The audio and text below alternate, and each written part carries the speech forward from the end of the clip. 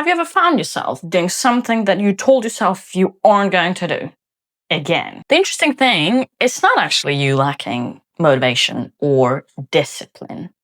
It's something that we call habits. It's as simple as that. Let's actually talk about the patterns, talk about the triggers, talk about the rewards, how to stack the habits, and everything in between and related about the habits. Let's go. So, with the habits, why do we keep doing things that we don't want to do? So, something like, I should be drinking more water. I know that, but I don't do it. I should be training more. I should be stop scrolling in the night or should prepare my meals and things like that. Why do we have habits that we do? How do we change them? And how do we create into like better habits, new habits? And so if we already know what to do, why don't we do it? Essentially, this whole presentation is going to be around the habit, like the habit theme and topic. Habits are motivation. So the whole idea is that people rely on motivation thinking that you're going to feel motivated to do something and to work on something. Whereas the idea is actually it's not motivation. Motivation works completely differently. So the whole topic is you don't rise to the occasion, you fall back on whatever is the easiest. So your body, and you already know what's going to be the easiest option in life, and your body will fall into that. So they always say it's like you're going to drop down to the systems that you have created in your body and in your life. And whatever is hard to sort of build, and you have these big audacious goals, it's very hard to get to them if you don't have the right systems.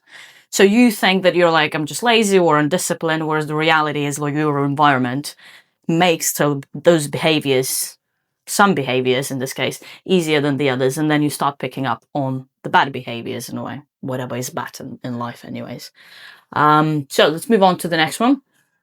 So the habit loop, this is the whole concept of how habits in general work. So you have a cue, then you have routine, and then you have a reward.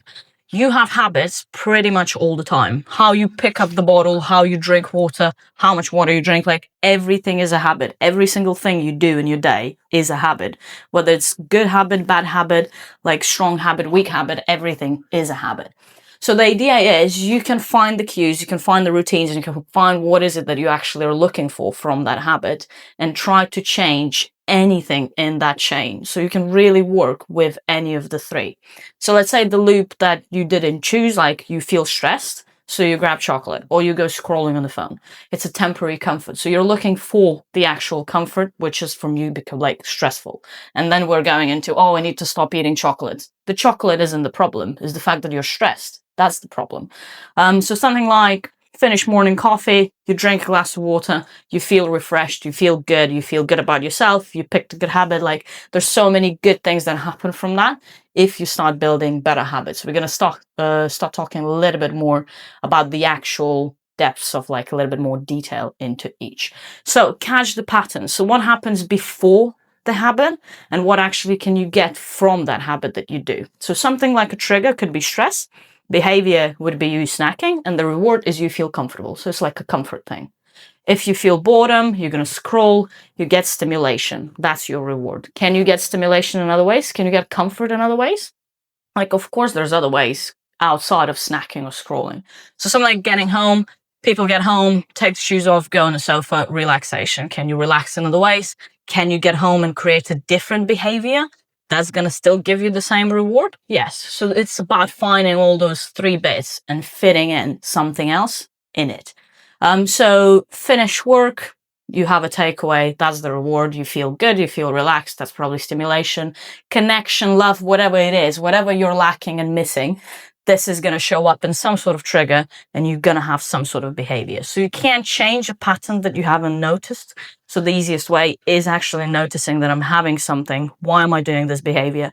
Why is that happening? What was I looking for? What was the reward I was lacking and sort of craving? And what was the trigger? And then you can start catching which bit you need to change.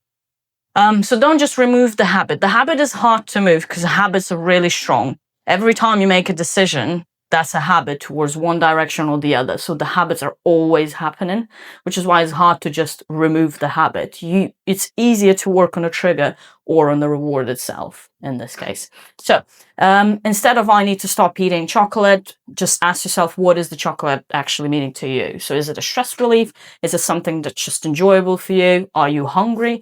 Is it a break from work or from whatever you're doing? Is it a habitual thing? Like you can catch yourself, what is it that chocolate is actually meaning for you? So before you have stress, you eat chocolate that gives you comfort.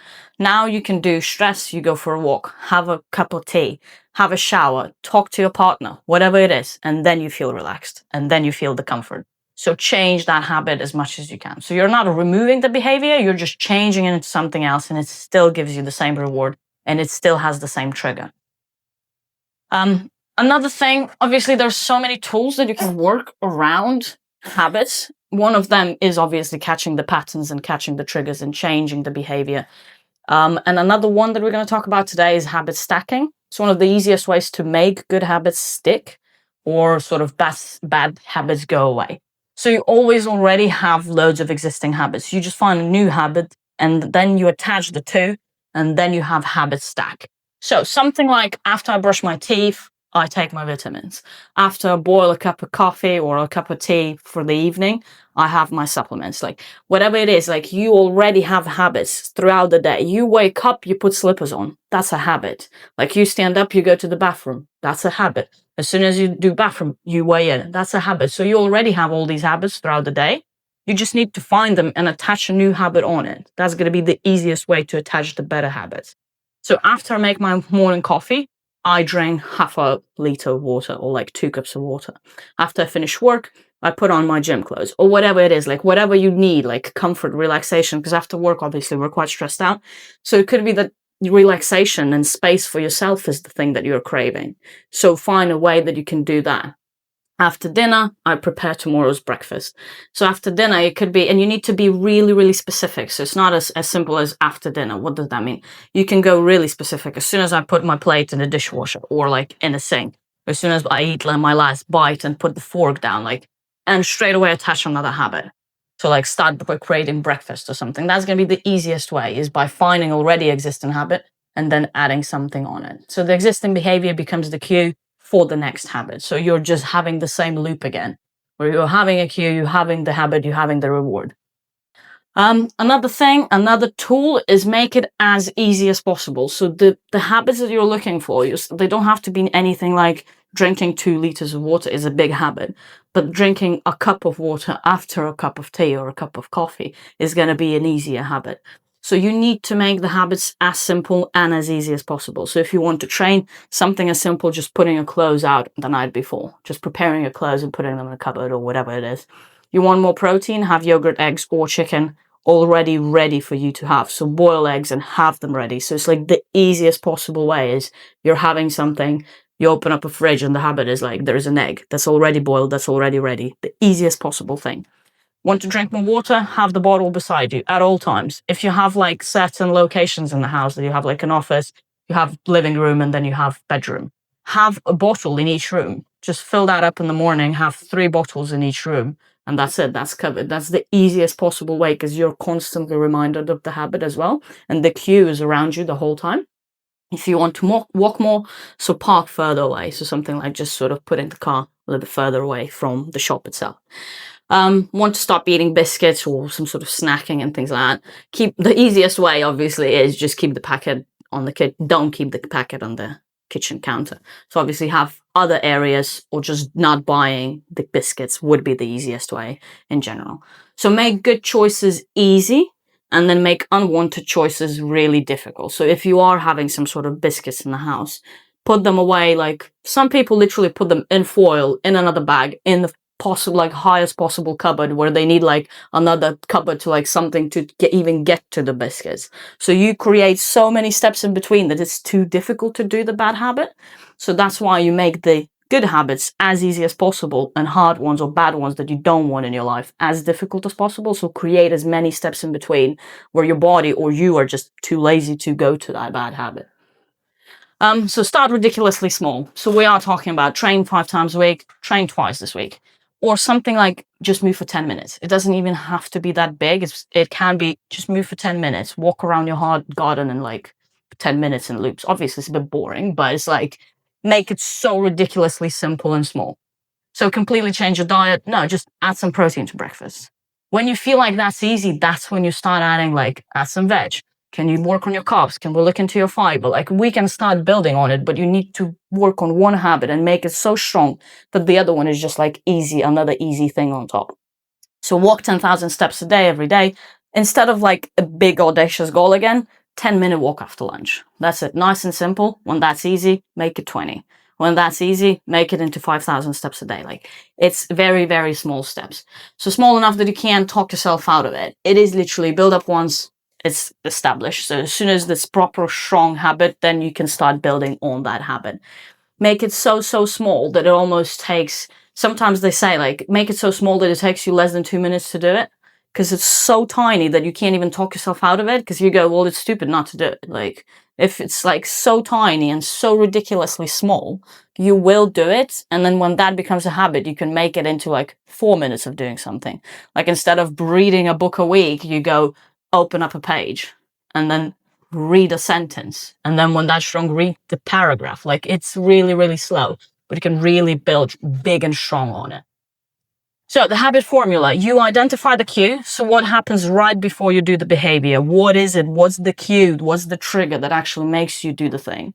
So identify the reward. What is it you're craving? What are you actually getting from that habit? And then replace the routine. So replace the behavior for the same reward. You're still craving something in life and that. So find what it is and change the behavior itself. Stack it. So use habit stacking. So attach it to something that you already do. 5, make it so easy. Remove all the friction, remove all the possible steps in between. Make it so stupidly simple that it would be crazy to say no to. And then number 6, just repeat. So consistently do what make until it becomes automatic. And then you can start making other habits. So your challenge this week is just choose one habit and then fill in the blanks. After I do like brush my teeth, I will take my supplements. So then I feel good about myself or about the day, or that I know that I'm going to be healthier and better and whatever it is. You fill in the blank. So example, after I make my morning coffee, I drink 500 mils of water and then I start my day hydrated, right? So don't try to change everything, just change one thing. When that becomes easy, you build on another thing, do that consistently, and your whole lifestyle in a few months is completely different without you even realizing, because you make 2-minute changes until your whole day looks completely different. And if you now understand how habits and patterns work, but you'd like to learn how to incorporate this in nutrition, or what even is nutrition, what is healthy nutrition, what is nutrition for fat loss, watch this video.